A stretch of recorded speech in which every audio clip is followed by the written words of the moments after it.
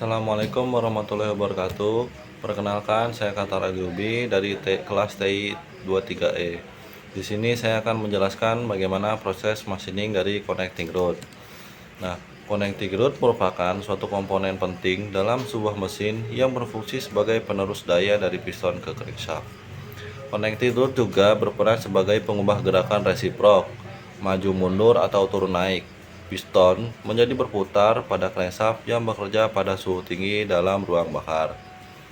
Nah, bagian-bagian dari connecting rod ini terdiri dari yang pertama itu ada big end, yang kedua big end bearing inserts, yang ketiga rod cap, yang keempat rod, yang kelima small end, dan yang terakhir wrist pin. Dari proses pembentukan connecting rod, yang pertama itu ada cutting of material. Connecting rod berawal dari batangan baja IC 4330. Bahan baja IC 4330 lebih kuat, tahan karat, dan mudah dalam proses pemotongan. Pada proses ini, baja IC batangan yang panjang dipotong menjadi batangan yang lebih pendek. Kemudian masuk ke proses hot forging. Penekan dan cetakan dipanaskan, sementara bahan atau billet dipanaskan di dalam oven. Temperatur pemanasan sama dengan temperatur penekan dan cetakan, yaitu sekitar 11.000 Celcius sampai dengan 12.500 derajat Celcius. Kemudian bahan alloy steel atau billet dikeluarkan dari oven dan diletakkan di atas penekan. Proses penekanan dilakukan dengan besar tekanan 2000 ton sehingga membentuk bentuk dasar dari connecting rod. Kemudian masuk ke proses machining pertama. Yang pertama itu ada proses facing. Proses meratakan kedua ujung bahan untuk menciptakan referensi awal pemesinan. Kemudian lanjut ke proses centering dan drilling, yaitu pembuatan titik pusat dan lubang awal sebagai panduan untuk proses selanjutnya.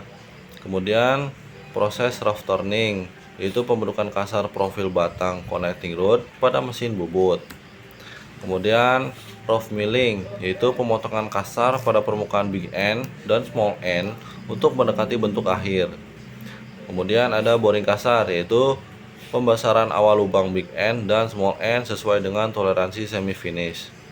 Kemudian yang terakhir ada tapping atau bolt hole drilling, yaitu pembuatan lubang ulir atau lubang baut pada area sambungan cap dan bodi.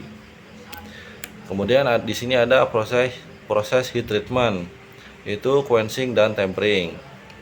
Nah, proses quenching merupakan pendinginan cepat untuk mengunci struktur martensit. Sedangkan proses tempering yaitu pemanasan kembali pada suhu terkontrol untuk mengurangi kerapuhan dan menstabilkan sifat mekanik. Kemudian lanjut ke proses machining yang kedua.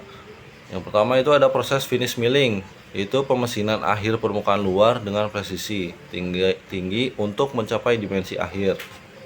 Kemudian ada proses finish boring, yaitu penyelesaian lubang bearing dan toleransi ketat untuk mendukung fungsi rotari.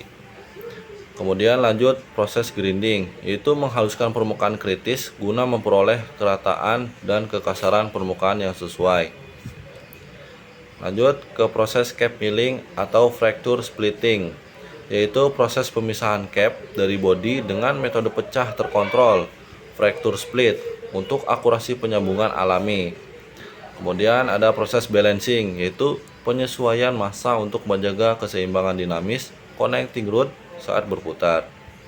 Dan yang terakhir ada tapping dan bolt insertion, yaitu pembuatan ulir akhir dan pemasangan baut pada sambungan cap.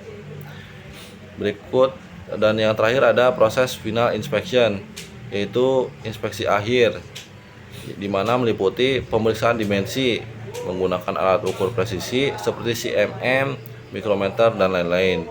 Kemudian ada pengujian kekerasan, dan yang terakhir ada pemeriksaan cacat visual atau mikrostruktural. Berikut adalah video daripada proses machining connecting rod.